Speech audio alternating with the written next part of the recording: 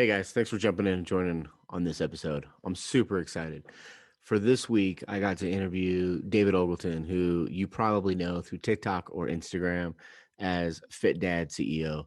He does hilarious reels and TikToks about what it's like to be a parent, about raising a bunch of kids, and he's got his dad jokes on lock. So it was a really great interview. I was super excited to talk to him. I just kind of cold called and said, hey, let's talk about what it's like to be you and what it means to run a business, have this social media presence, become an influencer, and what is it like to have Will Smith share your stuff. So hopefully you guys enjoy this one. It was really fun to record. And I hope you check out his stuff at shop.fitdadceo.com and check out togetherweshift.com while you're at it and all the stuff we got going on. Click like, click subscribe, do all the things that I am horrible at promoting because I really just like talking to people and sharing the info. So check it out. Let me know what you think. Let's get to it. Yeah, I mean, in the very beginning, I guess, of social media, I can probably admit this now, and I say this a lot because I got called out by my own, fiance a lot on it. Is that she was like, "That's not you. Like, that's not you. Don't talk like that. You're not like that." And it's weird because kind of going back, I started. I guess I'm trying to think how long I've been on Facebook for. But I started on social media, well over 10 years ago, probably right around the same time that my daughter was born in 2008, my oldest. And in the very beginning, I was posting like, all this inspirational stuff and, and like that wasn't really how I was necessarily. It's how I wanted to be. And I think I was posting it to be like that. Sure, And I sort of think a that lot of act as people, if mindset. yeah, exactly. Yep. So kind of like that I've heard, there's this quite a bit, especially in the industry that I'm in, fake it till you make it. And I never really Yep. liked that, to be honest, because like you don't have to fake anything. Like if you are your genuine self, it'll show through. And I think that's kind of where a lot of my social media success now is coming from. So it's not so much of I have to post a inspirational or motivational meme every 5 seconds on my page. It's more of like if I'm in that moment and I'm really feeling it, Yeah. then like that's what I'm going to post. Yeah. I think So that's interesting because a lot of people like, I think we're in the same industry. I do my network marketing. That's yep. how we earn a living. Hmm. And either, it's interesting because there is a lot of that fake it till you make it or act as if, and, Hmm. it's sort of this balance, right? Like I believe in that to some extent, but it's not really like fake it. It's like one of the things I like talk about a lot is like, there really is no such thing as try. Like if you tried something, you still did it. You may have sucked at it.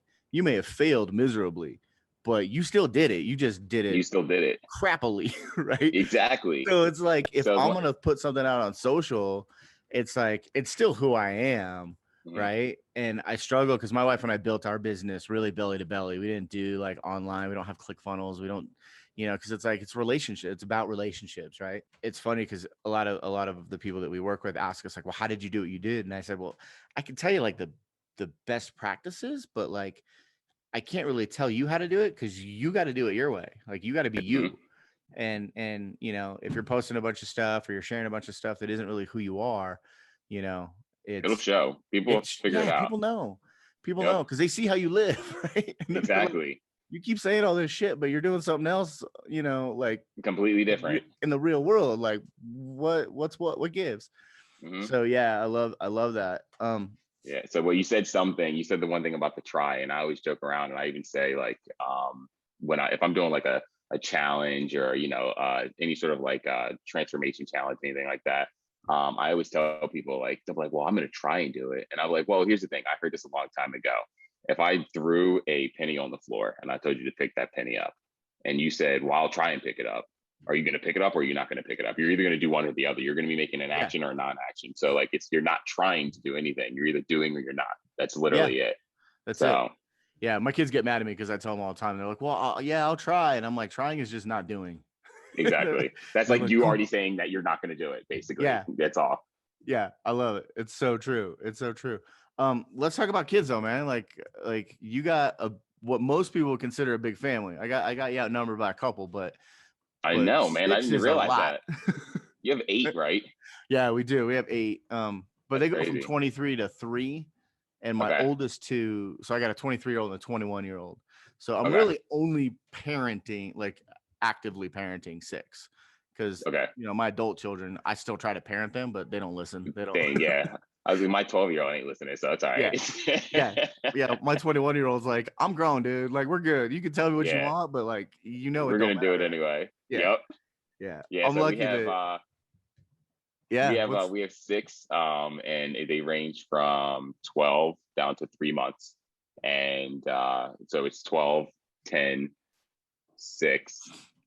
And you can see I'm thinking here 12, Yep. 10, 6, 3, and she's actually about to be 4 on Friday. So Awesome.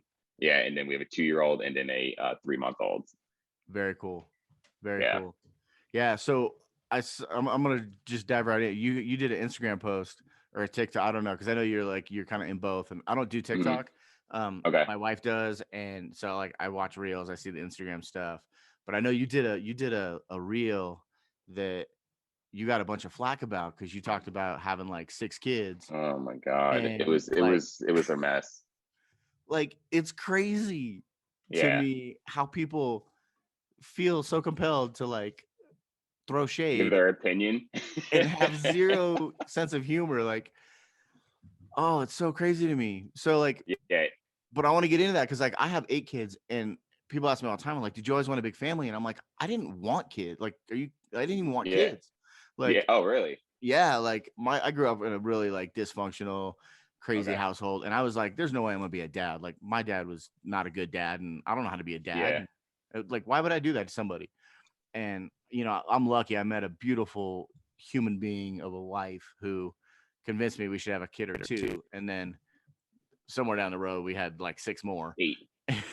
Right?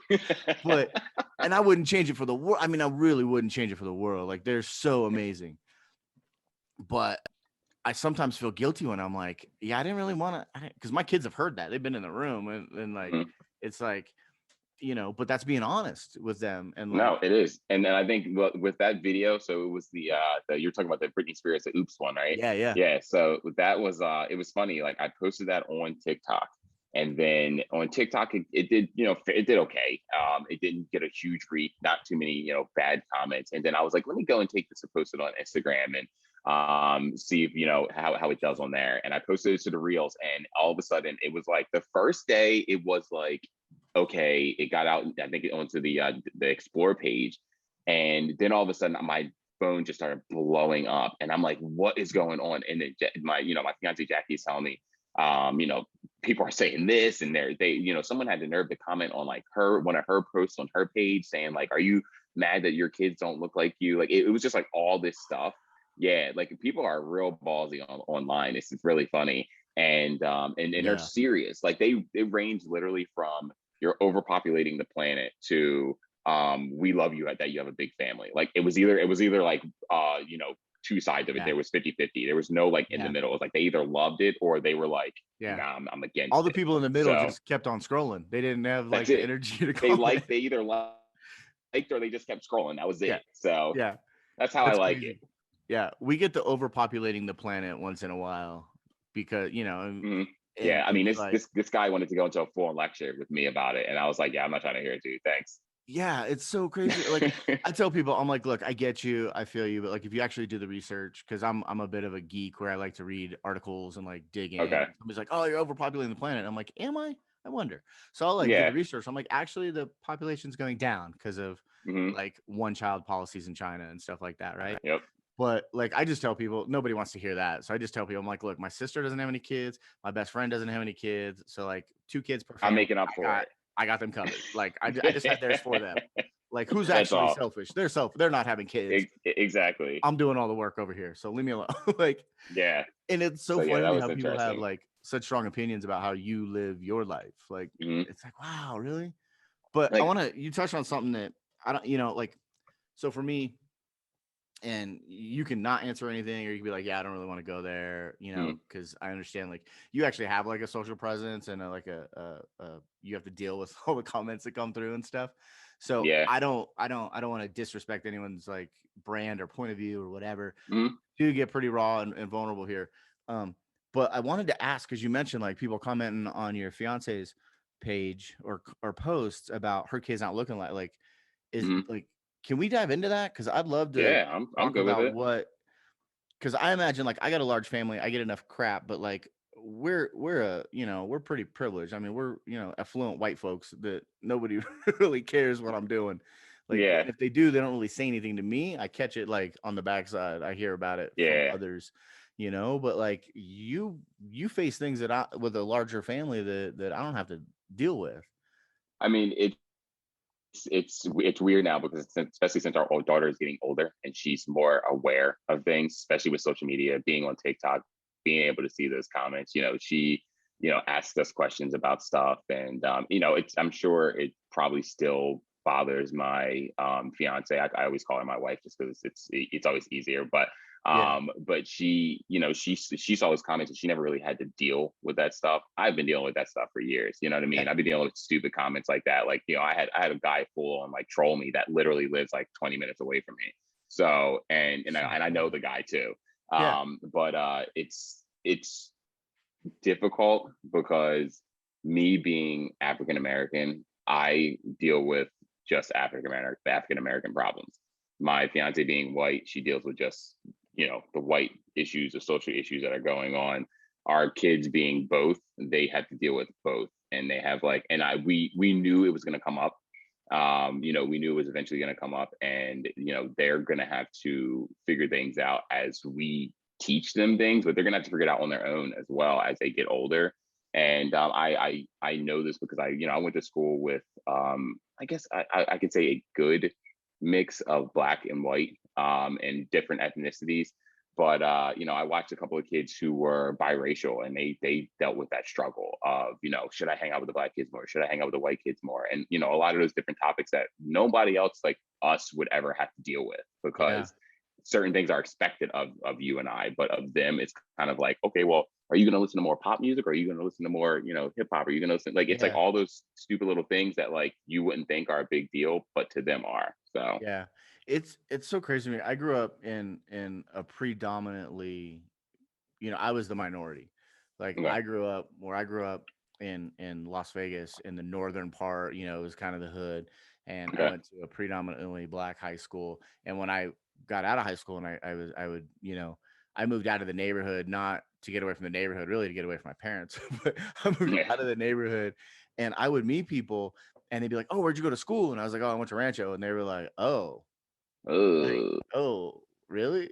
And I was like, and back then I was like, yeah, but I dated girls from Valley. Like, it's all good. Like, okay, because you didn't want to like, but it was crazy to me growing up seeing that because we all had different experiences about like the cultural expectations about hmm, skin color. Like, I mean, I had a friend who was mixed, and like you said, she dealt with like white people problems, which are few, black people problems, and mixed problem. Like there's a whole other like she wasn't hmm, dark enough for some people, she whole wasn't other white enough level. for Yep. some people, her hair was too good for some people, and Hmm. I was just like, of all the things that we got to talk about, like we're talking about like hair texture, like that's why you don't like this, Yeah, like yeah, I blows my know. mind.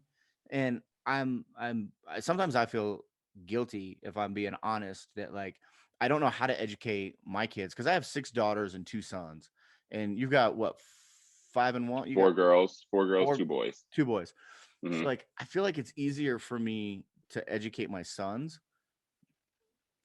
and I don't know why. I don't know if that's because I'm a male and I Yeah. feel like I relate better.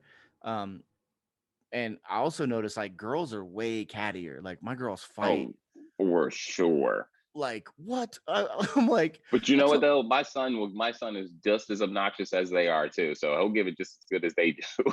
oh for sure.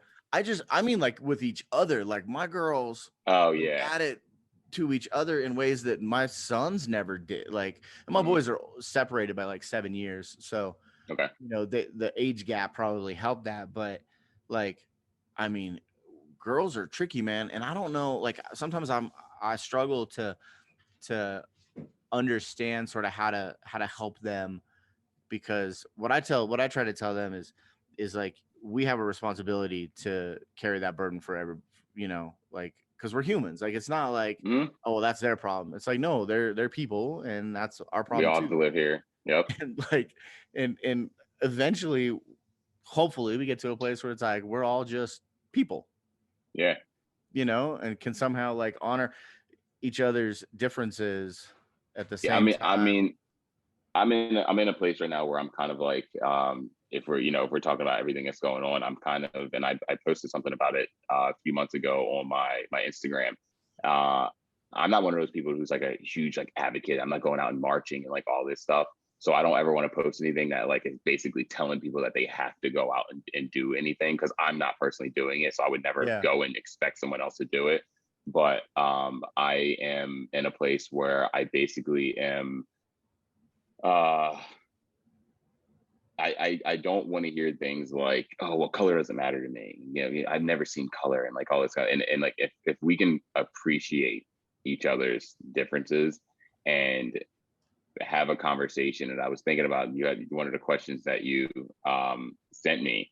Uh, it had me thinking, like, if I actually was to put something on like a big billboard somewhere, it would be Yeah. like, appreciate each other's differences, but also know that we are different. And if we weren't different, then it would be one boring world. Like, it would be one Yeah. boring ass world. It really would be, Yeah. because we would all be talking about the same things. We would all have the same problems. And the funny thing is, we all do have a lot of the same problems. We just don't realize it because we're too Yeah. busy bickering with each other.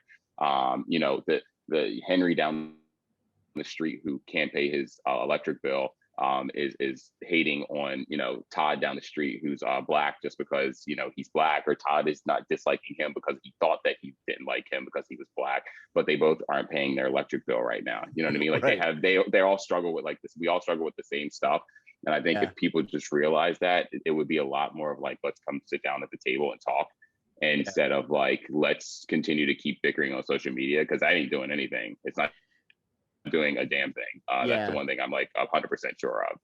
Yeah. It solves very little.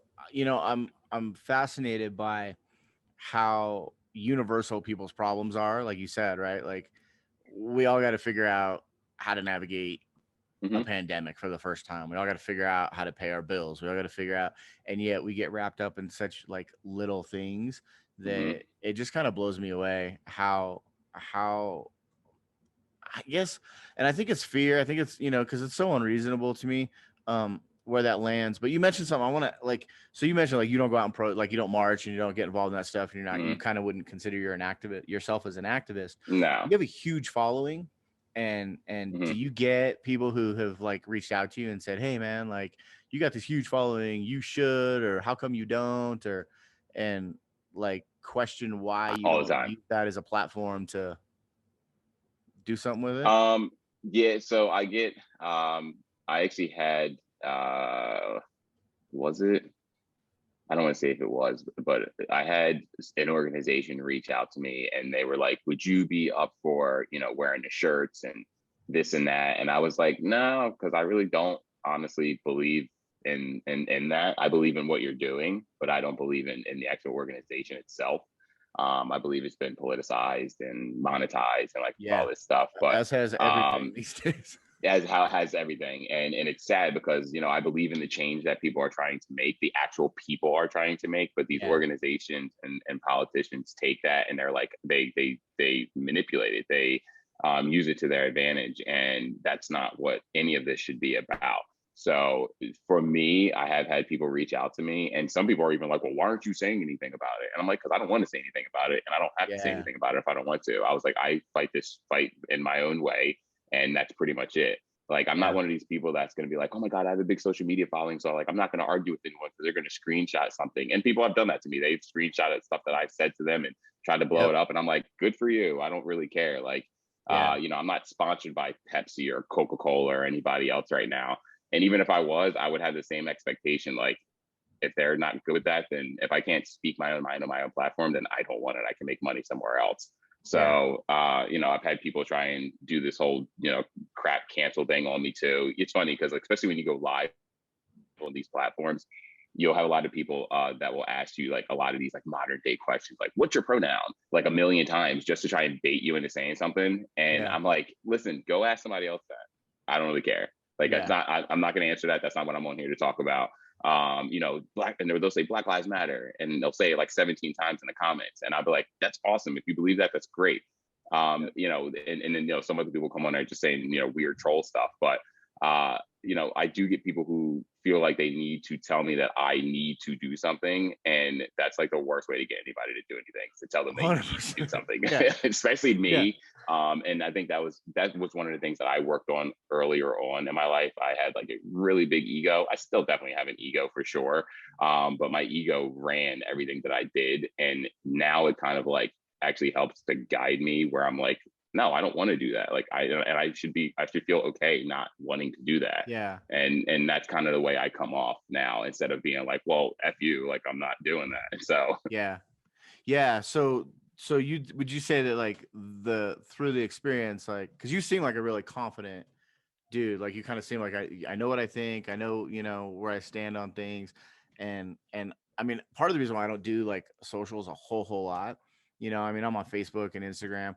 I really mhm, like conversation, and like I used to be, I'd be the first one to get into a Facebook debate with somebody, not because I want to prove my point or I want to make you think what I think. I'm mhm, fascinated by how people think, and how you and I could hear the same sentence or see the same video or watch or hear the same thing and come away with two completely different, yep, and really like 15 outcomes, completely different outcomes. yep, Like, I'm fascinated by that. So I would get into conversations with people and really just be asking questions like, help me understand how 2 and 2 is 5 to you, mhm, when from my point of view I see it like this. And I say all the time, like, I'm not trying to be right, I'm trying to seek understanding. I want to, mhm, like, I love people, and I really am fascinated by how our experiences and our biases and our filters like present themselves in our brain, and then we're able to, like, we go, well, this is absolutely true. And so I'm just curious, like, because you seem like a guy who's kind of been through that and went, okay, mhm, wait, like, tried to fight the good fight and prove yourself right, and then went, yeah, you know what, that's really not important. no. And like, was there like a switch that flipped for you, or was it just like a process? So there was like, I guess, something that you just mentioned, getting into like Facebook debates. That was like a huge thing, especially last year. I was seem to be getting into a lot of those, with everything with the social unrest and the the presidency, and everything that Yeah, was it was a going tricky on. time for sure. It was a mess, man. That election had me. I mean, the election I probably lost, as far as Facebook friends. I mean, I can't even count how many I unfriended myself. And then now that I think back at it, it's like, it's ridiculous. Like, why did I even have to go to that point where I had to unfriend someone? Because years before, we would be able to sit down and have a conversation about this, and it would be perfectly fine. But because there were so many hot button topics that were going on at the exact same time, Yeah. it all just kind of blended in. But my natural inclination is to always try and prove my point to like the dead end, and that's just like who I am. And that's one of the things that I have to work on, because not work on because I hate saying work on, it's one of the things that I need to just change. Honestly, it's something that I need to just put into practice. And I went to this um, personal development seminar years back, and it was impactful at the time. But a lot of the things that they taught, I didn't take away from it, because I don't think I needed it. But I did take away one thing, and it was at the very end of the weekend. And they basically said, like, we were doing this exercise, and the conclusion of it, what I found out is that I would rather be right than loved. And that was the way that I was living my life. Wow. And I would get into an argument to like basically the teeth. Like I would go for the jugular every single time that I was in an argument, even if it was over the smallest things. And I even find that I still do it a little bit now. And I definitely am way better than I used to be. But as far as like personal development, like I wasn't there. Like I said whatever I wanted to, I did whatever I wanted to, and that was something that I had to work on, especially being in a relationship and being a father, because like that's just not something that you want your kids taking away from Yeah. you. And it is true, the kids don't listen to what you say, they watch what you do. And my So, daughter now, so who is, true. So it's true. it is it's like super true. And it's Yeah. coming, it's crazy, because it's like coming to fruition now, because our oldest daughter, who is Miss, wants to tell us what we are going to do now, will call us out on some things sometimes. And sometimes I'm like, oh my god, you're right, shut up. Oh, don't you love Like, being mentored by your kids? oh my god. So it's a lot of those things that kind of go back to that whole like social media thing and just like trying to be right all the time. Like it's not worth it. Like it literally isn't worth it. And Yeah. and I would get to the point where I would jump into a conversation that wasn't even mine, number one, and I would jump in asking a question, trying to find out something, and it would end up into a full blown argument, like back and forth. Then all of a sudden we're in our inboxes, arguing at each other. And there's only a couple of my friends that I went to high school with who actually have a really good way of conversating, and even though we are completely different on some topics, they are able to say, well, you know what, you see it one way, I see it another way, we're still good. Yeah. And that's it. And I think if more people were like that, and if we got back to the way things were, where it wasn't like, hey, I voted for this person, hey, I voted for this person, hey, who'd you vote for? Oh, you did? Oh, cool, I don't like you anymore. Like, Yeah. if we got back to the old way of just like, that's what they chose to do, that's their business. Like, I'm not judging them on what they did or who they voted for or who they back. And you know what I mean? Like, I don't base my friends on that. I never did, because me and Yeah. my best friend he's white, and we used to tell some of the most racist jokes to each other all the time. And I don't care. Like, that's just the way we are. And we always consider ourselves like the Archie Bunker and oh my God, George Jefferson, you know Yeah. what I Yeah. mean? Like that kind of relationship where like, I know you, like we can say that kind of stuff to each other, but we wouldn't say it to other people. And it got to a point in my life where I was younger, where I was a teenager, and people were making kind of like racial jokes that were like not racist, but like it was kind of like, oh, he's like the white black guy, you know what I mean? Yeah. And they started saying it a little bit too much. And I remember at one point we were sitting down, or we were at a party or something, and one of my friends was just like, dude, shut up, stop saying that to him, it's rude. And this is like years ago, like this is like early 2000s, like before all of this stuff. Yeah. And it was kind of just like someone stood up and he was just like, dude, it's rude, like stop saying it, you know what I mean? It's not funny anymore, we're adults now. And Yeah. I was just still in a phase where I was like trying to fit in all the time. And then I think I just eventually grew up out of it, and it was just like, yeah, I don't want to be called that anymore. Like I'm not a white black guy. I wouldn't call a black guy a white guy, you know what I mean? Like Yeah. I still remember when they back in the day where they would call white guys wiggers, you know what I mean? Yep. So Yeah. that was a big thing. So Yep. that always kind of cracked me up when people said that kind of stuff too, because I never saw an attitude as a skin color. So Yeah. Yeah. It's crazy. I had a conversation with my oldest daughter, who she's 23, and so she's right in that like millennial Gen Z cusp. And like a blend of all of it. yeah, and I love her to pieces, but her and I do not see a lot of things the same. Eye And I'm 46, so like I was in high school when I was actually in LA on a school trip when the Rodney King riots happened. Oh, And yeah.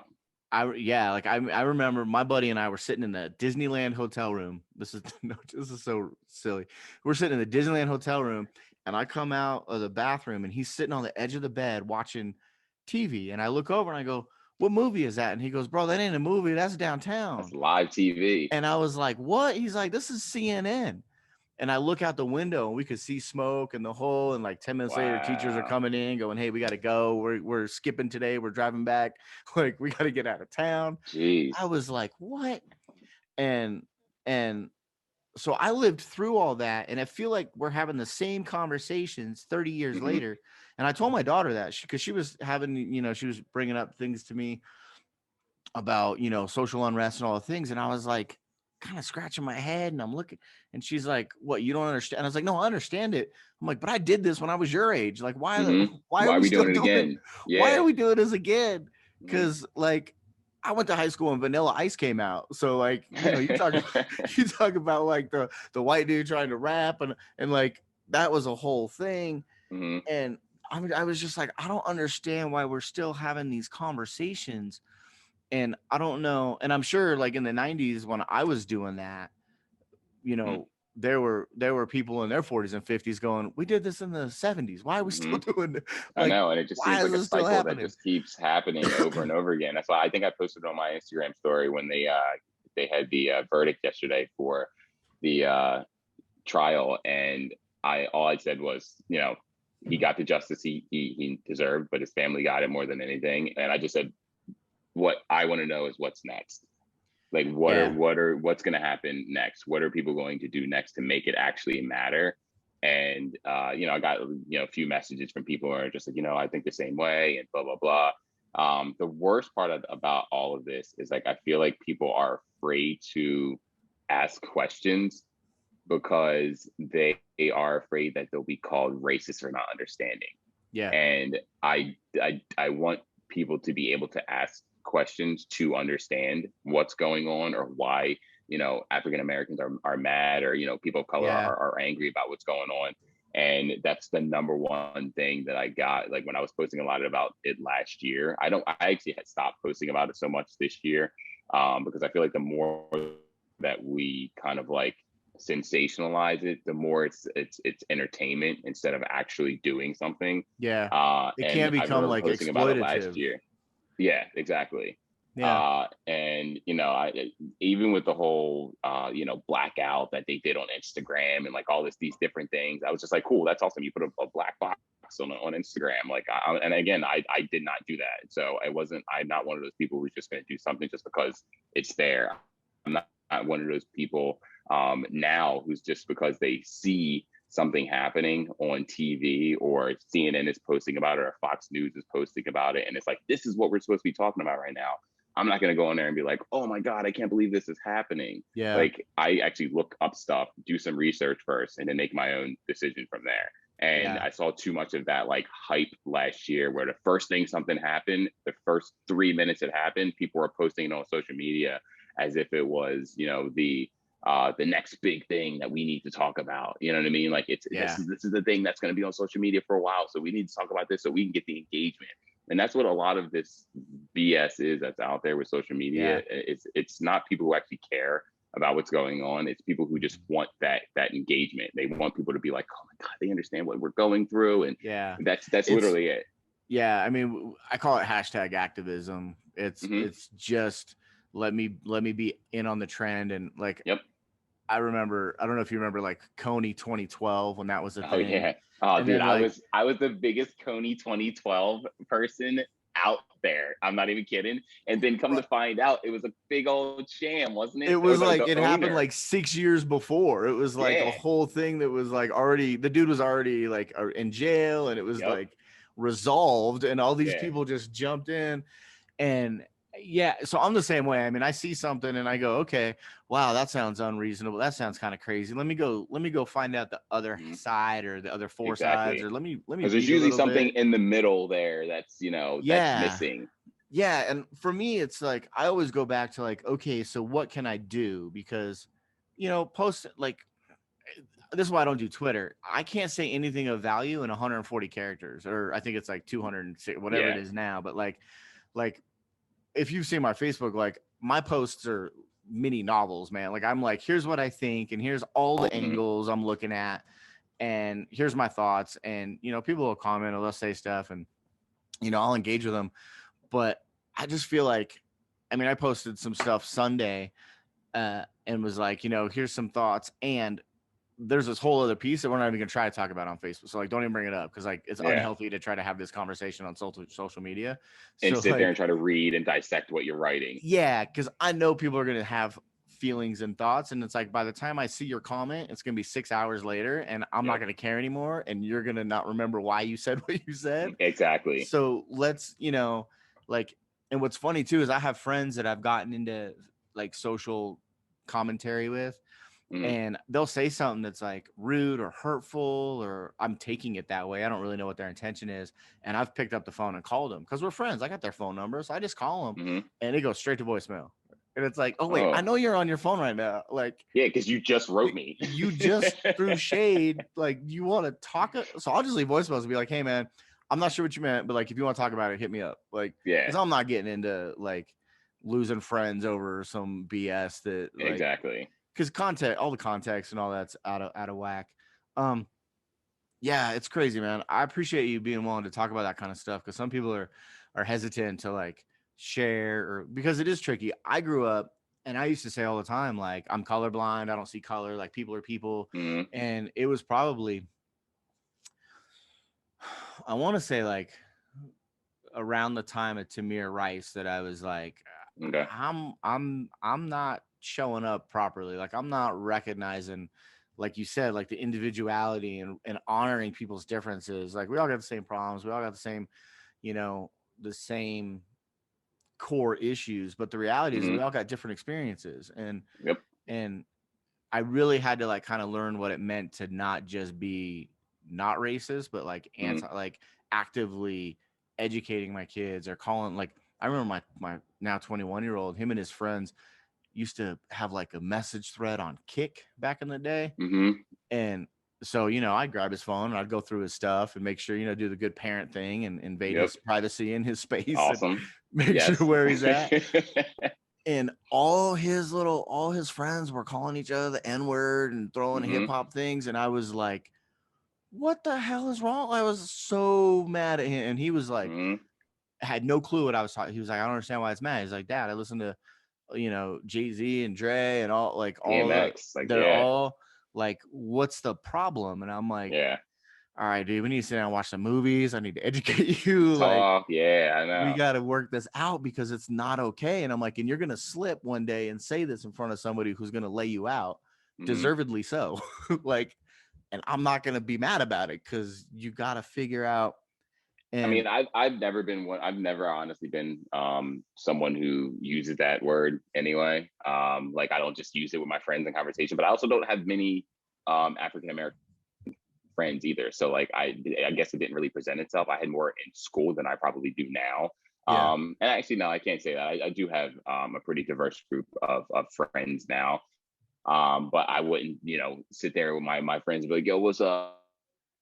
And like what's going on, you know what I mean? Like that's not, I don't kick it yeah, like that. I never have, you know what I mean? That's not just, it's only because that's the way my parents raised me. They didn't talk like that. I don't talk like that. My brothers don't talk like that. yeah, And so that for me was just the way that I was raised. But it was weird because I was raised in a way where I did have those conversations with my parents, like, if you are stopped by the police or blah, blah, blah. But I was so blind to it still that none of that ever happened to me. I never really had anything racist happen to me. No one really ever called me the N word when I was school. Like, and when I was in school, you see these episodes of like Family Matter where they're writing it on their, yeah.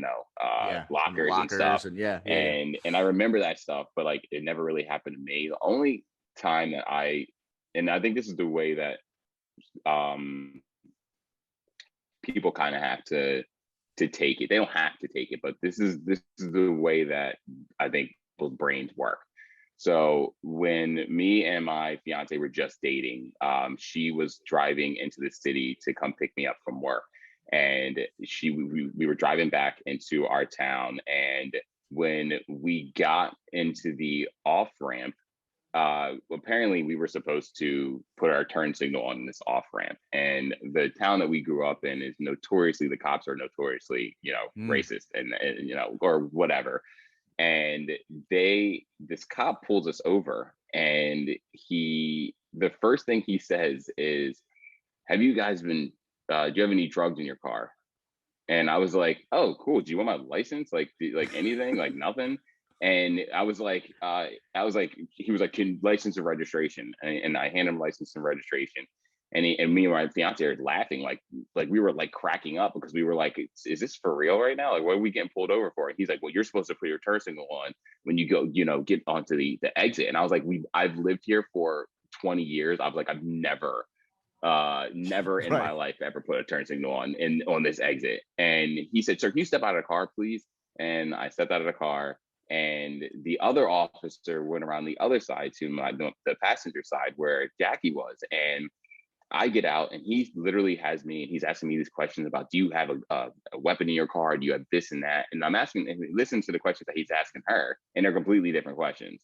Yeah. And he's like, are you safe? And this and that. And she was like, she's like, is there a problem? Like, did we do So something? crazy. And that was to me the first and probably only time that I was probably racially profiled. But I still, even in that moment, didn't really understand it until years later. that's how like blind to like everything I was. Yeah. So I still didn't really get it. And I didn't understand it until, probably last year, honestly, when we really started focusing on what was going on. And the fact that he let us go, didn't give us a ticket, nothing, just kind of like let us get back in the car and drive away. And you know she was really upset about that afterwards. And I remember like kind of having a conversation about it recently, and we've brought it up to other people before, but to me, I could have taken that and been like, every cop is racist, blah blah blah blah. And Yeah. like that's not the fact, because I know cops, and I know cops who are friends, and they're not racist, and they don't racially profile people. And I'm not saying that those cops don't exist, and I'm not saying like blue lives matter. I'm Yeah. saying every cop isn't a bad person, and just like every white person isn't a bad person, just like every black person is a bad. Everybody takes their experiences and they walk away from that situation thinking something new. And I walked away and I was just like, oh, that cop just pulled us over because he thought we were high. That's funny. Yeah. And didn't realize that in that moment he probably was more than likely racially profiling us, because Yeah. like I said, he was asking her questions that I never heard before. Yeah. So I haven't dealt with much racism in my life, or maybe I just wasn't aware of it, that I didn't deal with it, Yeah. in the workplace or anything else. So I sometimes feel like I'm still oblivious to it, but I'm seeing more of it now. I'm more Yeah. aware of what's going on now. And like we ask more questions of people, even with our own kids. If something happens to them, we'll ask them certain things to make sure that, Yeah. they aren't being treated in a different way just because of the way they look. So Yeah.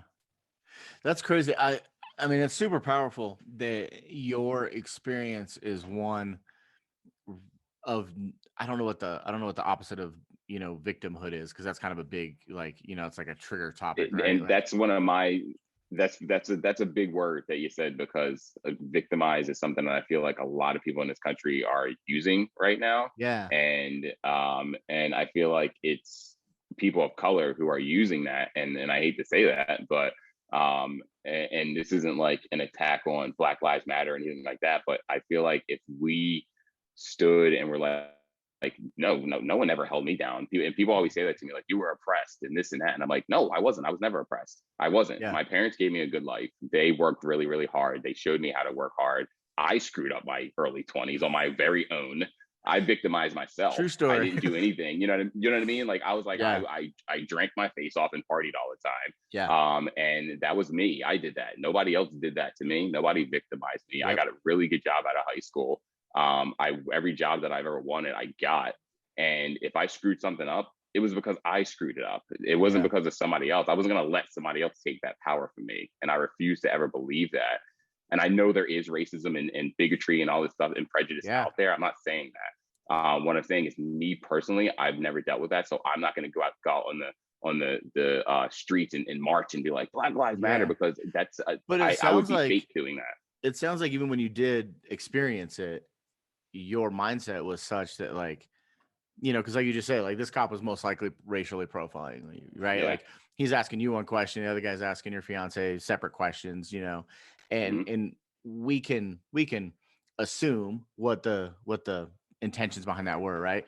Yeah. But the mindset that you have to walk away from that and go, well, that was interesting, and just move on, versus Mm-hmm. carrying that as some sort of badge or purpose. And I know people that are going to hear this are going to be frustrated by that, but I wrote a Oh, book. I'm sure. I get it all the time. Yeah, I mean, I wrote a book called Choose Different, it's Mm-hmm. all about, like, everything that's going on in your life that's wrong is your fault. Like, Yeah. you married that girl, you took that job, you didn't go on that vacation, you didn't, like, you made those choices Yep. outside of, like, getting mugged, or Mm-hmm. like tragic things that happen that are, acts of God, or freak accidents. You didn't cause that to happen, but, like, in your situation, for example, you didn't cause that cop to pull you over or act the way that he did, but Mm-hmm. you absolutely caused whatever the reactions were to that, and whatever Yep. the consequences that came after. Like, you could have used that to be mad and, curse and throw a fit, or just go, wow, this is kind of weird, we would just move on. We just Yeah. get through it. And Like, again, if it was today, I don't know if I would react the same. just with what I know. Sure. But back then, that's just the way I reacted. You know what I mean? And again, now I'm not going to be like, oh, well, you just pulled us over because I'm black and she's white and this and that. I'm going to be like, well, would you pull us over for? It's weird that you're saying stuff to her, but you're not saying the same things to me as if I'm a threat in some way. Right. So you know what I mean? I'm obviously years more mature than I was when I was 20, 21 years old, but Of course. not much more, but a little bit. So Yeah. I mean, I you might do deal with spend it a your little days bit making differently. TikTok videos, right? I can't say I'm that mature, you know what I mean? So, Right. you know what I mean? I spend most of my time making dad jokes, so I can't really, honestly say I'm that much more mature, but I'm just more aware of things. I can say Yeah. that. But yeah, so I don't know if I would react afterwards the same. I might take a little bit of different action after we leave. But again, with owning your own stuff and really owning the crap that you do, we both own businesses, so like that's like a huge thing that we both Yeah. hold each other to. And like if my business is down and I'm getting on myself, she always kind of like pulls me back up and make sure like I'm just like she's like, look, do this, and this. Even if I don't always listen, she's like, you can do this, and this, or why don't you try this? And if she's Yeah. feeling a little bit down about her business, I'm usually like, yo, come on, let's go. You need to do this. Get up, let's go.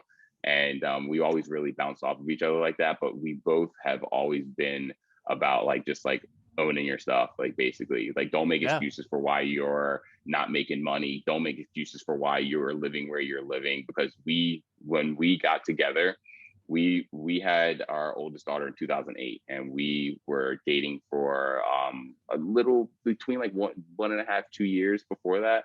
And we were broke. I was dead broke. We were both waiting tables at the time. And Been there. you know what I mean? Like I was Yep. bartending, waiting tables, Yep. and I hated it. I couldn't stand it. Neither one of us could. And we had this apartment that we got, which we were like super grateful for because it worked out really, really well at the time. And then we had 2 kids and we needed a bigger place. And my insurance business at the time was doing well. And then she started a business and she just like blew me out the water, basically. Like her business was like insane. So we ended up moving, and like it's just like you don't have to stay stuck where you are. That's the Yeah. biggest thing. And you are the person who's going to get you out of that all the time. Yeah. Whether it be your business, your relationship, your where you are in your head, you are the one who is controlling where you are in that moment. So true. Yeah. I just did a podcast about how people want to have the thing, but they don't really want to build the thing. Like, mhm, I want to have money. I want to have good relationships. I want to have a nice house. I want to have like the stuff, right? mhm, And the fulfillment. But it's like that takes work, and it takes sacrifice, and it takes making that the priority, not mhm. Game of Thrones or whatever's Yeah, on, Good Girls or whatever's on, TV at the moment, like the idea of like, well, what are you gonna do Saturday? I'm gonna binge watch this. And I'm just like, yeah, for 8 hours. wow, really? Like, you know how much shit I could get done in 8 hours? Seriously. We were Like, just saying this yesterday. We were out and we were like, it just feels like there's not enough hours even in the day sometimes to get like all the stuff done that we need to get done. yeah. Yeah, So it's crazy. But I want to shift gears a little bit. Let's talk about the shirt you're wearing, the business that because I know you have like the business, but like you have this whole Fit Dad thing, and that's actually how I found you. Like I was from my Facebook page. actually through Instagram. I Okay. came across your stuff probably like 2 years ago, because I used to be like 245 pounds Okay. and was not healthy. And I mean, I come from a line of strong men, but like they're Mhm. all overweight and they're all heavy, and I smoke and I drank I've been sober for like 18 years. But Good for um you. like I replaced that, thank you, I replaced that with food. And my wife would get pregnant like every 2 years, and her thing with Sounds pregnancy familiar. was like Ben and Jerry's. Yeah, it was like, Nice. it's just like we did the math, and she's like breastfed for like 18 years or some crazy Mm. number. But like she would have Ben and Jerry's every night. And so me being the, concerned husband, I would sit with her and Eat eat. that Ben and Jerry's. And then she'd have a baby and lose 40 pounds, and I'd still weigh the same. And it was like, wait, what? That's not how this is supposed to work. So like about 2 years ago, I decided, for a lot of reasons, part of it being my business, like you got to walk the talk, right? Like I believe that like your overall success comes from, physical, mental, spiritual, 100%. financial. and a lot of those were clicking for me, but physical was not. And I was like, Mm-hmm. all right, I gotta like walk the talk, right? Mm-hmm. So I got a trainer, and I started working out, and I was looking at things to fill my brain with, right? So on Mm-hmm. Instagram, I'm looking, at different things, and I think one of your posts popped up, and I love the shirt, and I was like, all right, yeah, see, I can get away with the dad bod, it's all right. And I was like, not Nice. really, I need to I need to clean up my act. But talk to me about like how that all came to be, and like what, because So it's it was. exploded from what I could tell.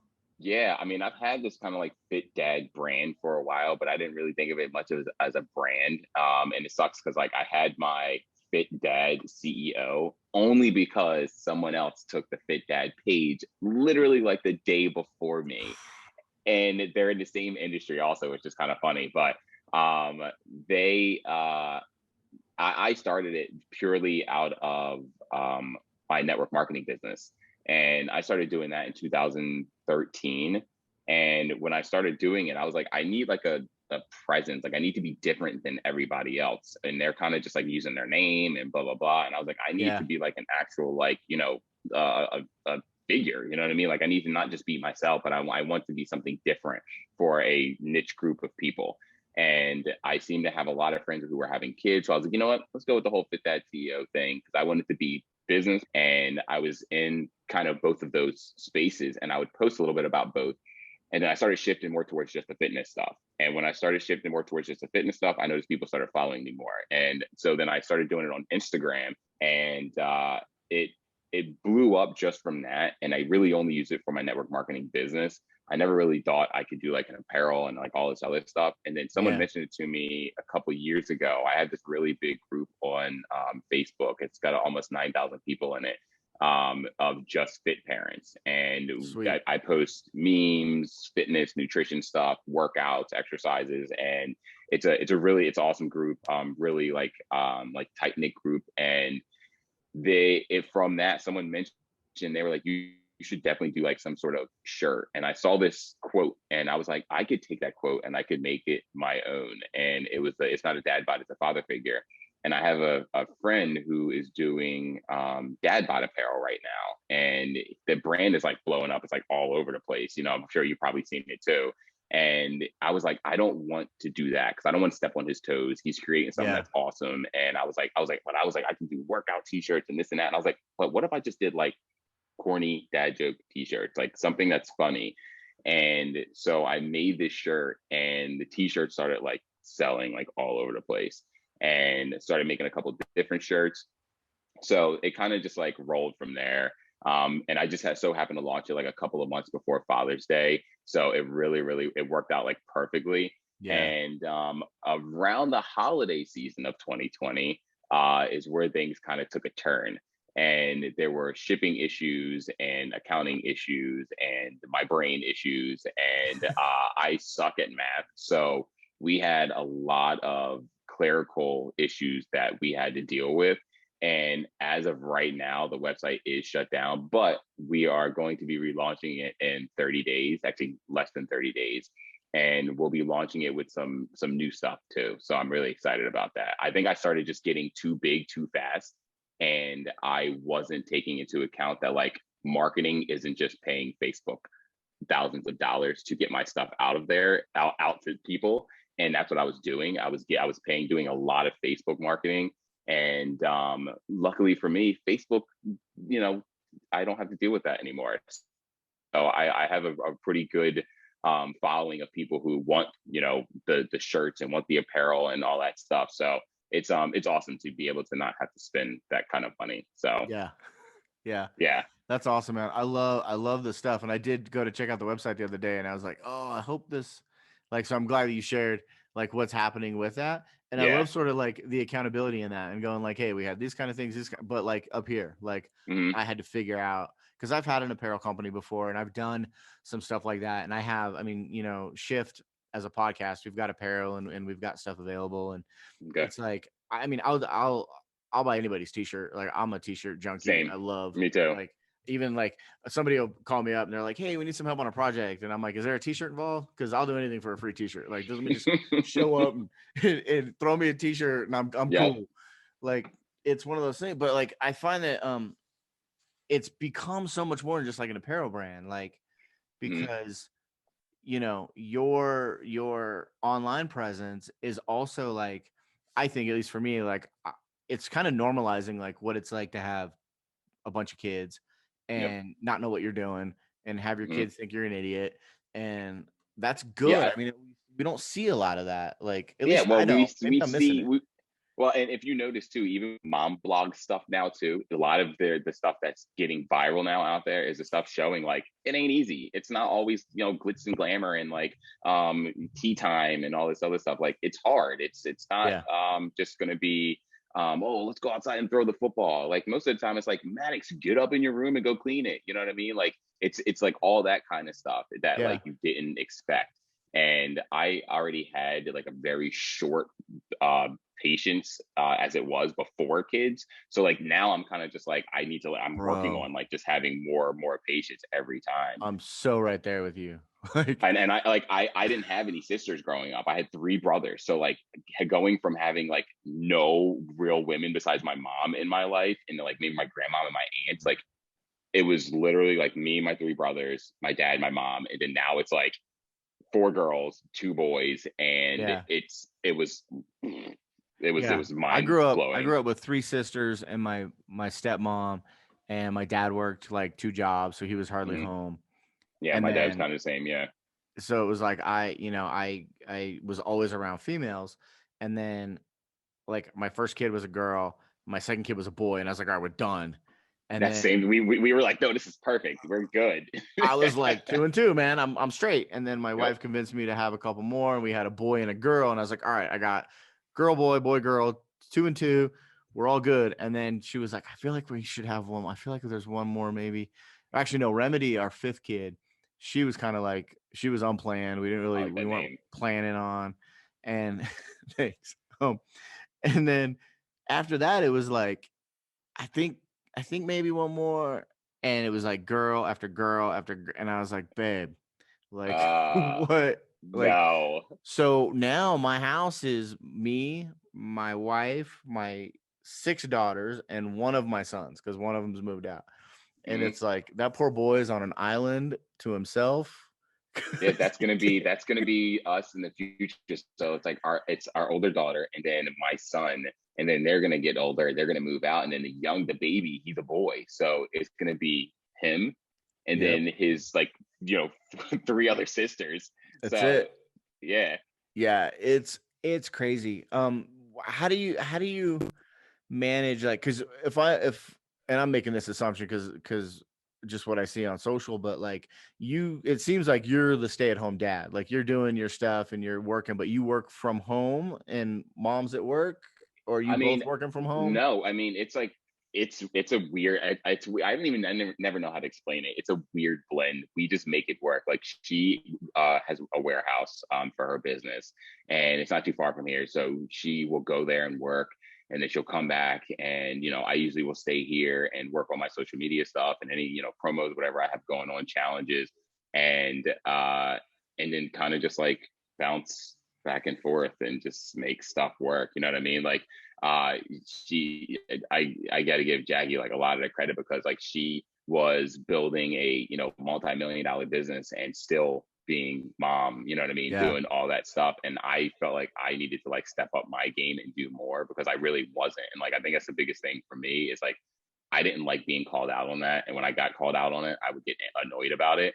And I would be like, well, I do a lot around here. You know what I mean? But then in reality, when I actually like calm down, I'd be like, I'm really not doing a lot around here. Like really need to like step it up. And I think because I post really good pictures on social media, people immediately are just like, oh my God, you're such a good dad and you do all this stuff. And I'm like, listen, I'm just like every other parent that's out there. We're all just trying to make it work. You know what I mean? right. Like that's it. Like we're all just trying to like figure it out. But like she does so much around here and she like really holds everything together. So it's I do what I can, and I do way more around here than I probably did earlier on in our Yeah. relationship with the kids. And I think that's actually what has helped with even our relationship.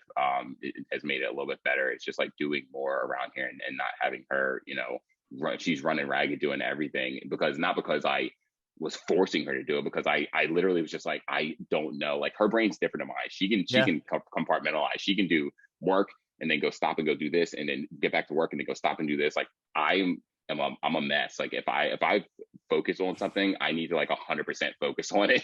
And if I get like interrupted, I'm like no, literally like right in the middle of something. Oh no, let me finish it real quick. Yeah. But like, she can literally bounce back and forth. And I always joke with her. I'm like, there's no such thing as multitasking. I was like, you're either doing one thing Yep. or you're doing nothing. Like, that's it. And my brain works where, like, if I'm doing one thing, I need to do that one thing and get it done. Otherwise, it's never going to get done. Yeah. And so like, she does a lot. I do way more than I did before, and we kind of just like bounce back and forth and just make it work. So Yeah. You sound like I mean, I don't mean this as an insult, but you sound like my wife. She's very much the same, that like she's on one task and one task only. And if like I walked downstairs this morning to ask her a question and I saw that she was journaling, and so I just turned around and left. Like, I didn't even like speak because it would have. And but she saw me and she was like, "You need something?" I was like, "Nope, nope, nope, I'm out." nope. I was never here Mm-mm. because and it's hard for her because the kids, I think, just instinctually go towards mom. All the time. Because if I say, and I can multitask, right? And we call it Mm-hmm. that, but I'm with you. Like, your brain can only do one Yeah. task at a time. It can bounce back and forth, but you're really doing one Mm-hmm. thing. But she has a really hard time, and I'll tell the kids, "Hey, leave me alone, I'm working," and they'll leave me alone. Yep. And she'll say, "Leave me alone, I'm working," and 30 seconds They'll later, keep they're right asking. back in her lap, and I'm like, Yeah. "I thought you were working." What? Oh my god, I feel like I'm in your house, man. Yeah, Um, it's it's it's so literally like, crazy. she's the same way. So like, I'll literally be like, right. I think I made a video about it before on TikTok. It was my youngest daughter. She was like the actor in it, and she's walking through and she's going, "Mom, mom, mom." And she walks to an empty room at first and literally goes into her bathroom while she's like in the, like, taking a shower, and she's like, "Mom," and she's like, "Where's your dad?" Yeah. You know what I mean? She's like, "Where's your dad at?" And then I reverse the recording and I go back through. And next time she walks through, I'm sitting on the bed, and she walks right past me saying, "Dad, dad, dad." And then the camera kind of pans back on me, and I'm like right here. Like, I'm right seriously, here. but Yeah. that's like real life. Like, that's literally So what they many do. I'll yes. be I'll be in the room with them, and they'll be like, "Mom, can you grab something for me out of the kitchen?" And she'll be like, "Seriously, your dad is literally right there. Yeah, he's Like, he's standing there. literally sitting right there." So Yeah. it's funny. Oh, hey. I See? love it. Yep. Yep. I love it. So, That was almost like on cue. That was great. right on cue. That Perfect. was perfect. I love it. That I was love it. So me taking you it guys out. have 6 kids. You've been together, it sounds like forever, Yeah. and you're not married. So I gotta ask, like, Yeah. she's your fiance. So is there a story there, or No, we just honestly, we got engaged like years ago, and we both were just like, either in the very beginning we were just broke, where we couldn't get married, and then we were like, maybe we should just go to the courthouse and just go get married. And then we were both like, yeah, but don't you want a wedding? And then she was like, no, I don't want one. I'd rather spend the money on a house. And then I was just like, Mhm. okay. And then she switched, and she was like, oh, I kind of want a wedding. And then I was like, oh, but shouldn't we spend it on a house? And then it literally was just like, now 2021, and we're just like, do we need to get married at this point? You know what I mean? And then if it ain't so broke, it's like right? but now our oldest is like getting on this, and she's like, well, she's like, you guys need to go get married. And I was just like, okay, relax, like we're gonna do it. So We'll figure it it might out. be just one of those things where we end up just going to the courthouse and then having like a reception afterwards or something. Yeah. So Yeah. That's funny because it's such a non-traditional way to live, mhm. and yet, like, it seems like it's working for you guys, Yeah, and yeah. I mean, everybody seems happy. yeah, You know. it's I mean, like I said in the very beginning, really just because we didn't have the money to do it, and also we just kind of made a decision, like we didn't want to just get married just because we had a kid. We loved each other, but we were just like, we're not going to get married just because we have kids Yeah. together. But then we were just like, yeah, maybe we should get married now, because like, we've been Yeah. together for a while. And then we kind of went through the years, and it was just like she was busy building her business, and then I was busy building my business as well. And we both just got so busy with both of our businesses and we were building multiple businesses on top of just like our main ones, that we were just like not focused on that thing right now. We were too focused on just like having a roof over our kid's head, you know what I mean? Yeah. So that was kind of like the main thing. But now we're kind of just like, yeah, we should probably get married now. We can't keep using it as an excuse anymore. Right. But it's also kind of become part of the brand, right? Like it's your fiance. Like it's you Yep. know, it's a thing. That's funny. Our first kid we had we weren't married, and a lot of people were like, well, you're gonna marry her, right? And I was like, not because we're having a child. Like No. I can be a good dad without being a husband. And I was like, I love her and I think we'll get married eventually. Like I don't know, but like that can't be the reason. Like you know. No, it isn't. And it's funny because like you hear that a lot now too. Yeah. I mean, we ended up getting married pretty quick after, but it was one of those things like when I asked her to marry me, it was all of and we were young. I mean, she was 19 when we had our first kid. So was Jackie. And it was like, so, you know, she was like, what kind of wedding do you want? And I was like, babe, we could pull over right now. And like, I don't care. Like the end result is that you're my wife and that like, you can't go anywhere. And so that you're mine. No, I'm good. Like whatever, what it can look like we could play. I was like, all I want to do is I want to manage a playlist. Like I want to make sure that we play the right music. Other than that, I didn't care. That's it. I love it. I love it. So what's next for you then? Like, so I mean, guys, it was the last. I mean, we can jump to the last 48 hours. The last 48 hours has been insane. I actually had one of my videos shared by Will Smith. And I saw that. Dude, it was a mad National Treasure has shared. Yeah. And like anybody that knows me knows I'm like the biggest Will Smith fan. So like when I saw it, so the funny story is, and I told this on my TikTok live, is we were sitting on the couch on Monday, I think it was, and I got a notification. And I rarely, if ever, use Twitter. I only use it for like sports and like certain things to check out. But I got a notification. And I was like, I never get notifications on there. And it was someone shared my TikTok, and I saw the profile picture, and I was like, I was like, no way, that's Will Smith. And it wasn't. It was like some other Will Smith like fan account, but they were using the same one as his main one on Instagram. And I was like, oh, dude, you tricked me. Like I thought it was Will Smith. And he was just like, oh yeah. He's like, no, we're just like a fan page, blah blah blah. And people started sharing it, I guess. And I don't know if that's how he got a hold of it, but literally a half an hour later, the actual Will Smith shared the video.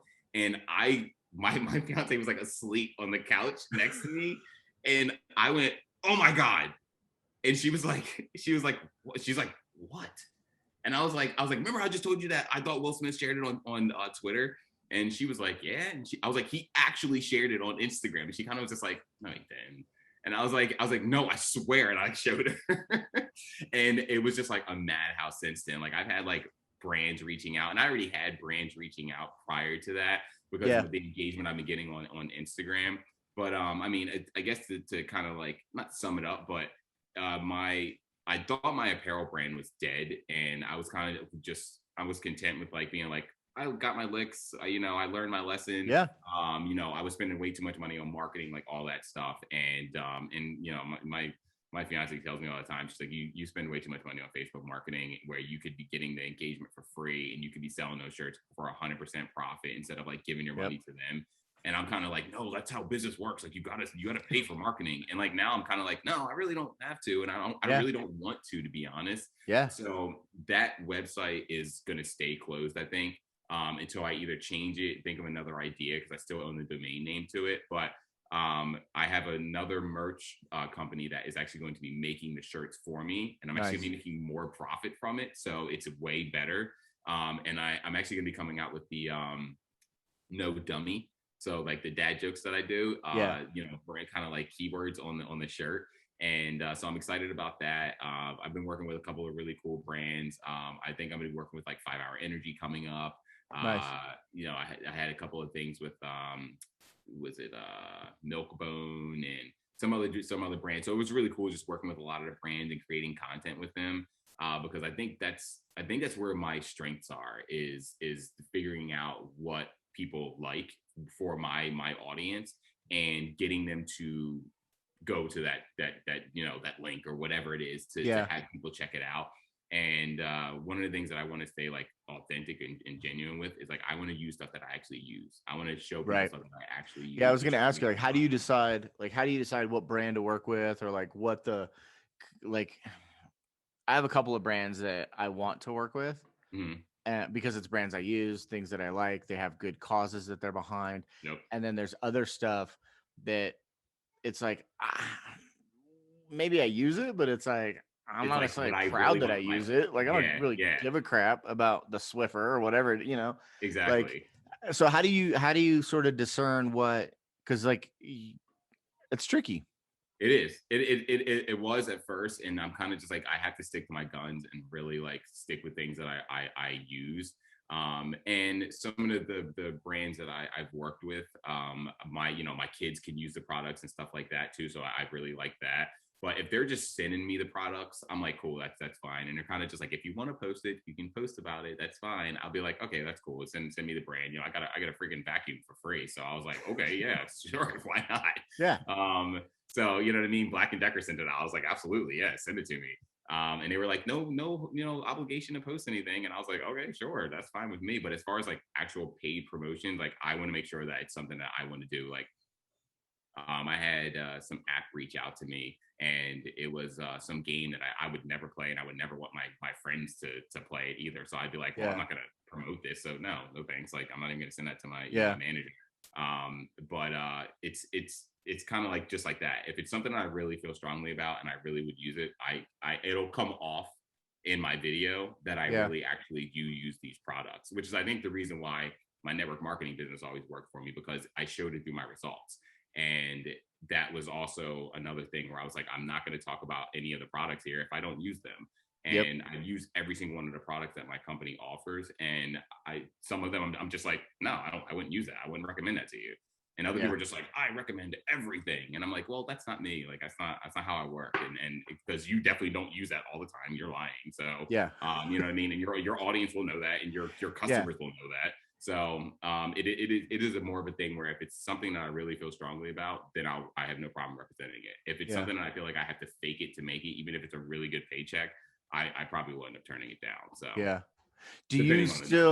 are you still growing your network marketing business? Because I noticed like there doesn't seem to be any overlap, at least publicly. So one of my things in the very beginning is I was Mr. Ride or Die. Like if you talked about my network marketing company, I would rip your face off. Like I was like that guy. And I felt like I was coming off in a way where like it was turning people off. And I was very successful very quickly in my business. And I mean like within like 6 months of doing my business, I was selling more than most of my upline was. And during the course of that next 3 or 4 years, I was still fairly successful. And then I kind of just started seeing things that I didn't like about it. And I kind of had to pull back a little bit. And I started telling myself these things where I was like, well, this person said this about you, and this person is doing this, and this customer is mean to you, and this and that. And I started making all these excuses for the reason why my business wasn't working, but it was really me. And I was always one of those people that when I was building a team, I would be like, well, listen, you can't let your circumstances be the reason why you aren't going to make that extra $500 this month or whatever it is that your goal was. Right. Because if you're going to be like that now with this, you're going to be like that with everything in your life. And then I'm sitting there being like, well, this person said this, and this person did this to me, and this customer left, and you know what I mean? Like it wasn't. I was trying to be like Mr. Crybaby a lot, and the the honest fact is like there's many times where I don't cry very many times, but Jackie will make a joke. She's like, the only time he ever cries is about his business. That's it. And and she's like, you know he's upset because he'll start crying about his business because he gets so frustrated about it. And I do, because I love doing it so much that I get like frustrated about it, because I really do like helping people. And you know what I mean? I'm doing this challenge now where I haven't done an online challenge in almost 2 years, like the one I'm doing right now. Wow. And it's blowing up. Like it's literally like filled to the max, but I don't think it's just because of the way I'm marketing it. I think people really genuinely feel that like I actually want to help them again.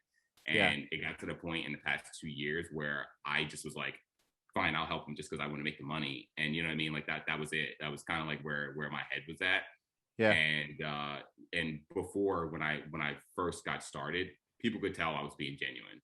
they could tell that I was genuinely, I wanted to help them, and I didn't really care about the dollar that was coming in. Yeah. And I think that's the reason why I was so successful in the very beginning. So I do, I still do my network marketing business, but I'm basically restarting it all over again. Interesting. So. Cool. Yeah, I love the accountability in that, to say, like, you know, you kind of, it's funny.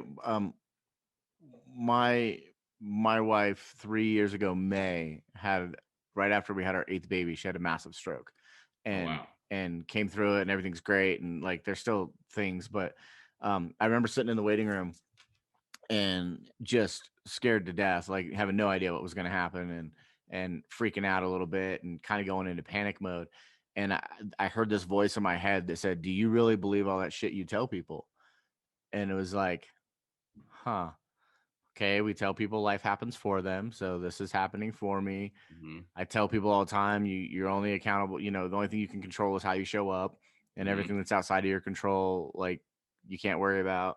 Yep. It's like, okay. And like, I just got really peaceful around that, and thankfully everything's worked out. But it was like sort of this, like, hey man, you gonna walk the talk? Like, you coach people all the time about these things, and here you are freaking out, like, get it together. And, you know, so I love that you can you have that same experience. You can look at it and go, yeah, this isn't really like showing up in what I say I believe.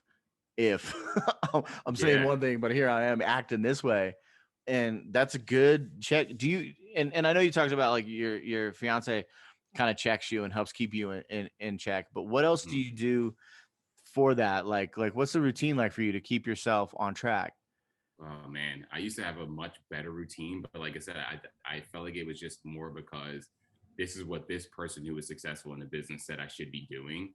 And now it's more of like, I know all the stuff. I know all the books, and like I know all the personal development and all this stuff. Like I read enough of books where to me it was, you just got to walk the walk. And so I don't necessarily have a routine. I probably should honestly get one again, because I had a really good routine. I would, you know, wake up in the morning. I think at the height of my success, I would get up in the morning, go to the gym like really early, 5:30 in the morning, listen to some motivational, maybe podcast or whatever it was while I was working out. And it kind of just like seeped into my brain as I was doing that. Yep. And then I would come back, you know what I mean? The kids would be getting up, going to school, or whatever it is that they were doing. And I just kind of like went in my office or wherever I was, and I would check my calendar, whatever I had for the day, see if I had anything coming up. And then it was kind of like that. It was a very simple, it was nothing crazy. I started doing affirmations and like stuff like that. But like, I feel like I'm confident enough where I don't necessarily need to do affirmations. Like I believe a lot of what I say, but like a lot of what I do is where the struggle was always at. And I think for me, it was more of just like, I need to put this into action instead of just like always saying it to other people. So I don't, like I said, I don't necessarily have a routine right now, but I'll keep you updated. Yeah. Your routine sounds like mine. I'm basically the same. I don't get up at 5. That's not happening. Oh no, I literally just got up today for the first time in like probably 2 years at like 5:30, and I went to the gym at 6. So I was super proud of myself for that one. Yeah, that's awesome. Yeah, I'm like, I get up around 6. I get to the gym about 7, and then I get home, cup of coffee, kids are waking up. Yeah. And I'm very much the same. My wife is very structured, very routine. She's got a really great like self-care thing. Like her day doesn't start till 10 o'clock in the morning, because like she's got a whole thing she does. And I'm more like, let's get to work, let's get in it, and let's deal with the stuff as it comes up. I do love to read. I love the personal development stuff. Give me, you said you read all the books, you did all the stuff. What's a book that you read that you felt like, brought real value? Because a lot of them are the same. Like I even started my own book that I wrote with like, none of the stuff I'm going to tell you is new. Like this is just my perspective of everybody else's stuff. Like, and it's usually one thing in those books that you like take away, like the secret, or like, but for me, it was actually, it's funny. The Grant Cardone's 10X. And I don't really promote that book too much, because I'm not a huge Grant Cardone fan, but I read that book. Yeah. And the one thing that I took away from what he said in that book was, for me, it always comes up is because people always talk about the word obsessed as if it's a bad thing. Mm-hmm. And he always talked about in that book, like people would be like, dude, you're like obsessed with your business. Like you need to take a break. And you're like, why do I need to take a break from my business when I'm being more successful than you are right now? And I'm doing all these things that I actually never thought that I would do. And he goes, yeah, hell yes, I'm obsessed, and I'm going to stay obsessed with my business, and I'm going to stay obsessed with my marriage and my kids and like everything else. You know what I mean? Like, so he was like, people take that word obsessed and they try to like perverse it where it's like a bad thing, almost like making money is a bad thing. I always Yeah. crack me up too. And people's mindset around money is hilarious sometimes. It is. Yeah. So Yeah. It's funny. One of my favorite quotes is from Jeff Bezos when he says, complaining is not a business strategy. yes, Because yeah, so many people complain about Amazon, and he's like, I get it, but like, go make something better than, and I'm like, I'm exactly. not a huge Jeff, like, I'm not trying to say he's, done No, but everything great. he makes He, some points, just like Bill Gates has made points and Steve yeah, Jobs has made really good points. You yeah. know what I It's mean? like money's just a tool. Like, Mm-hmm. a lot of things are just tools. Like nobody gets mad at somebody who has extra hammers. Why are you mad at, Yeah, people have, exactly. this, But it's I, funny, but it's one of the things that there's this guy in network marketing. He's a network marketing trainer, Ray Higdon. He always says, people their mindset around money is it's funny because if you look at the mainstream media, they always like to make the bad guys the ones with the most money. And he goes, I've met bad guys who are poor. I've met bad guys who are middle class, and I met bad guys who had money. He goes, I yep, also met really good guys who were super poor, met really good guys who were middle class, and met really good guys who were richer than you can imagine. yeah, And he was like, they like to play that card like so that people can feel good about being mediocre, yeah, basically is what it is. And if you're good where you are, that's perfectly fine. I'm not saying that, but people who say they want one thing and then their actions show something different, that's what I mean as me being mediocre. Because I grew up in a town that is yeah, filled with people like that who are okay with staying where they are and complaining on social media yeah, about that car that they couldn't get because their job didn't give them a raise. And it's okay, well, why didn't they give you a raise? Did yeah, you work hard enough? Did it, was it all that stuff? So it's we both have a really strong mindset around money. And it's basically like, you want more, you got to go get it, you got to work yeah, for it, period. yeah. It's fascinating to me.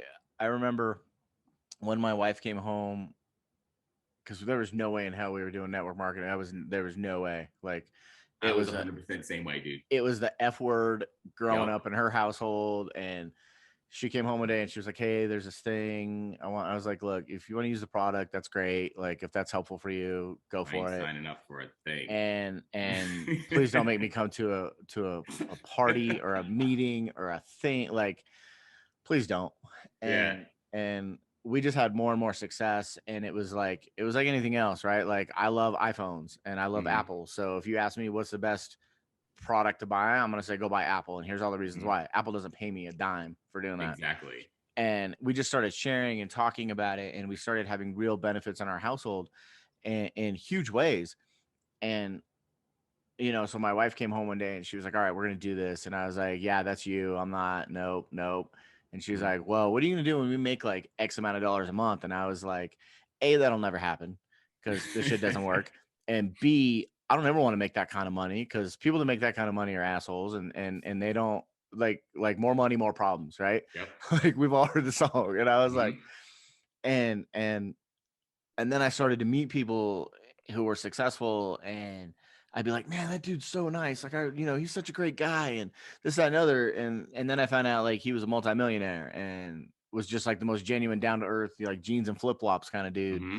And I was like, well, that doesn't compute for me. That doesn't work. And so I had to start like kind of analyzing my own belief systems and looking at what I Mm-hmm. thought I knew.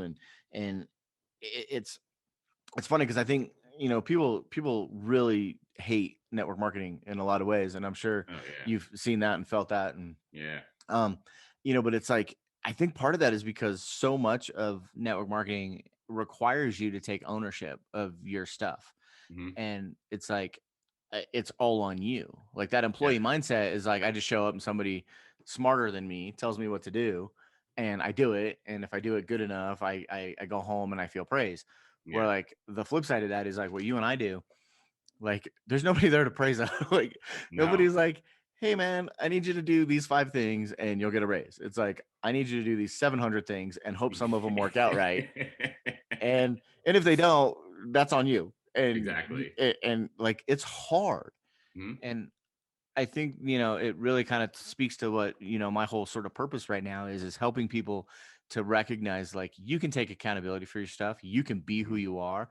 And yeah, it's hard, but like above and beyond the financial thing, like the time freedom that I have to be with my kids, and because like to not miss soccer games, to adjust my schedule as I see fit.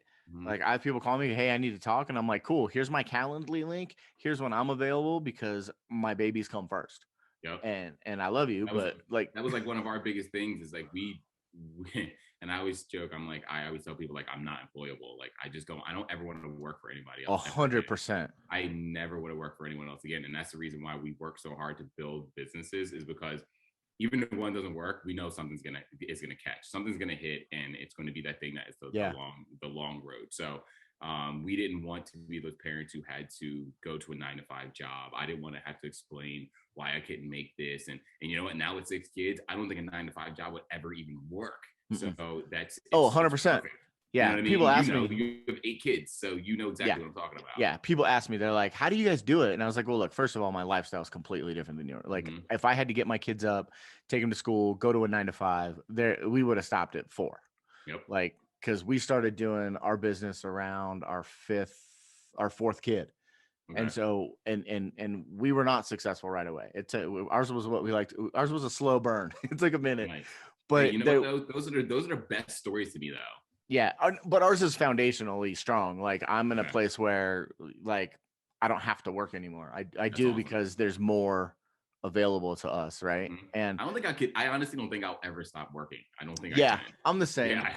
Even this thing, like I haven't monetized the podcast yet, and it's kind of new, and I'm figuring it out. But like I put a ton of hours into it, and you know, there's times when my wife's like, "Hey, is this a distraction?" And I'm like, you know, maybe in some ways, but I think similar to like your social presence, like I feel really called to do this. Like there's nothing I want to do more than help people see all the different other human beings out there who have taken accountability for their stuff, who are being vulnerable and saying, I burned my business and it was on me and I'm rebuilding, or I did this thing that was amazing and honestly I'm not sure what happened there, but hopefully we can do it again. Like I want people to see all those different experiences because I think it will empower others to go, man, I have this idea that's just like this silly shirt, but if I do it because I'm coming from here and not worried about making money, then it'll actually make you that money.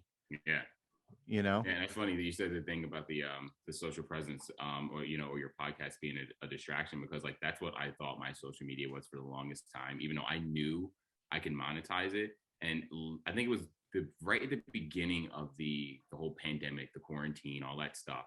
My social media was kind of sitting, doing nothing, and my Facebook had been pretty much like dead. It's kind of, even now I don't really use Facebook that much because it's just not like, it's not the same as it used to be. No, it's not. It's not at all. Like it's completely different than what it was. Like that was back in the day. Facebook was a wild west. Like you could do whatever you wanted on there. You posted something and it would get like all this engagement.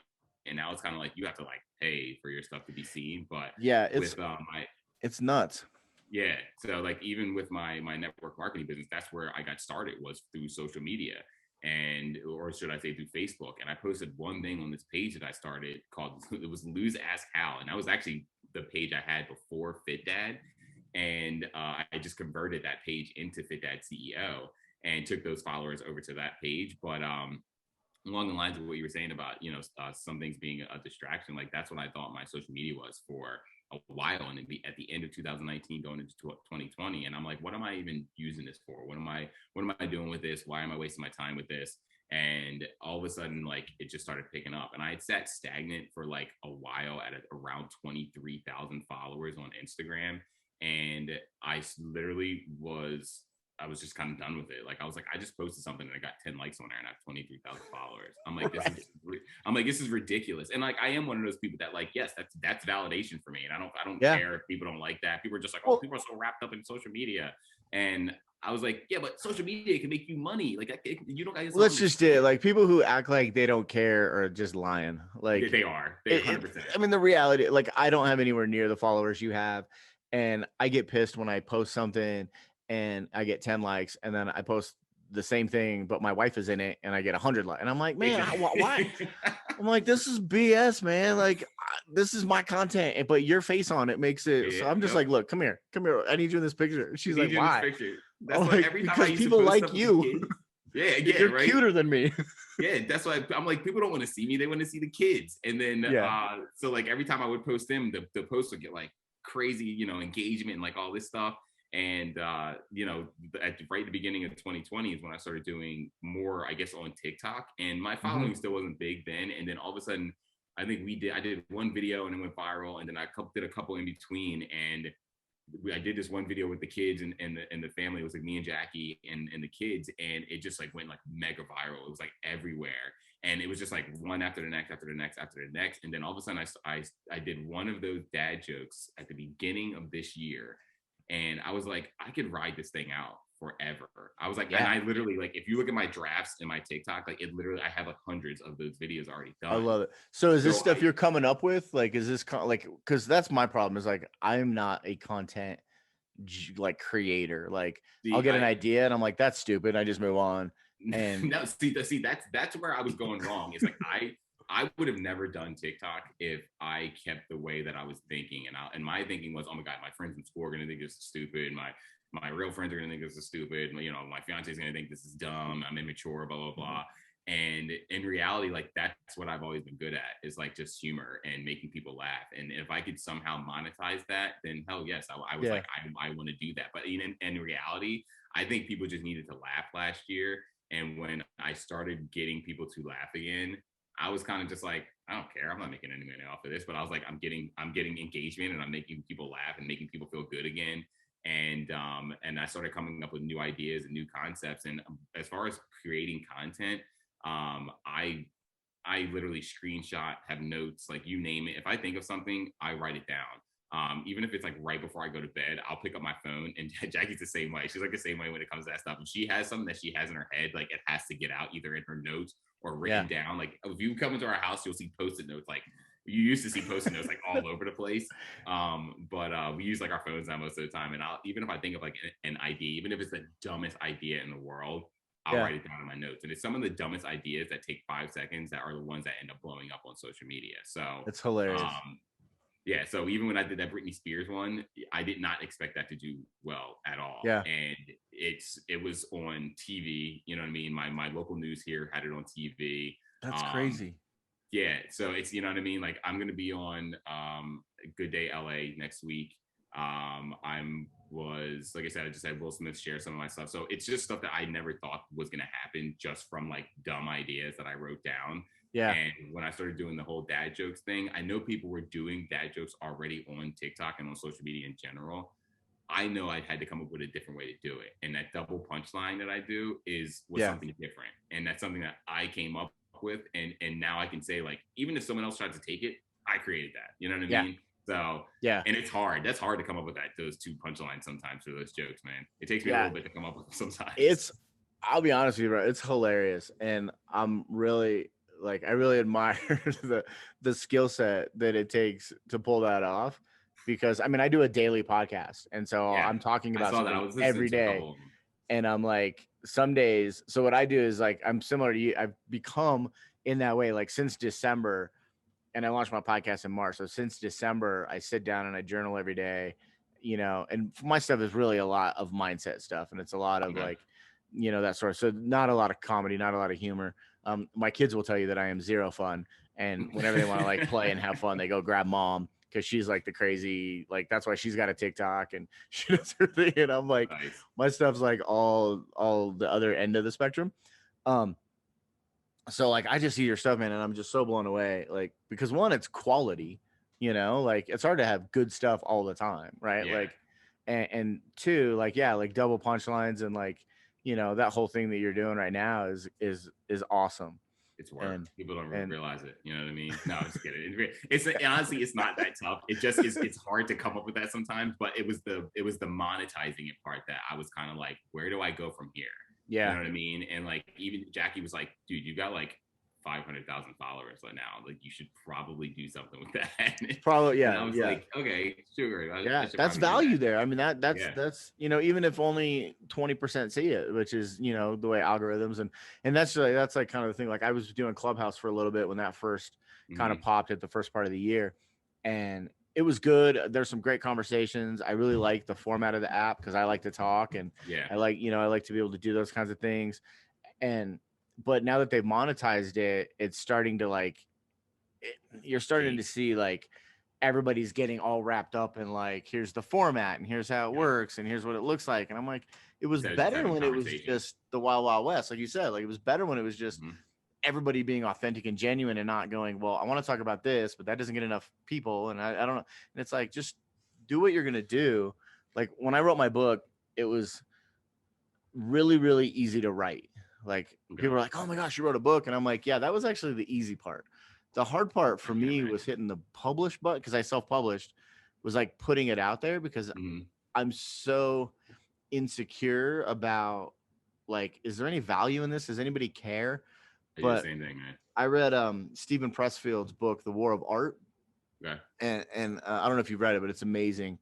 And he talks so much about resistance, and like when you feel resistance towards a thing, like that's God or universe or whatever telling you like that's what you got to do.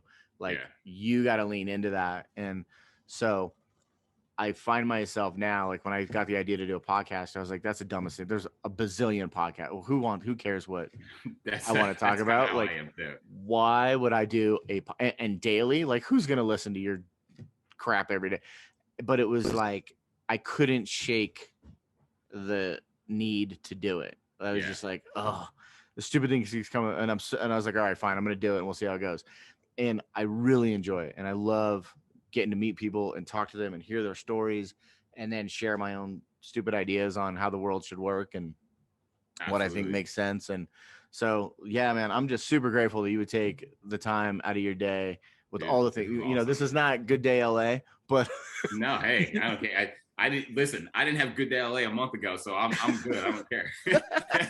I love it. You got anything you want to promote, push out, tell people about? No, not right now, man. I'm just grateful to be here.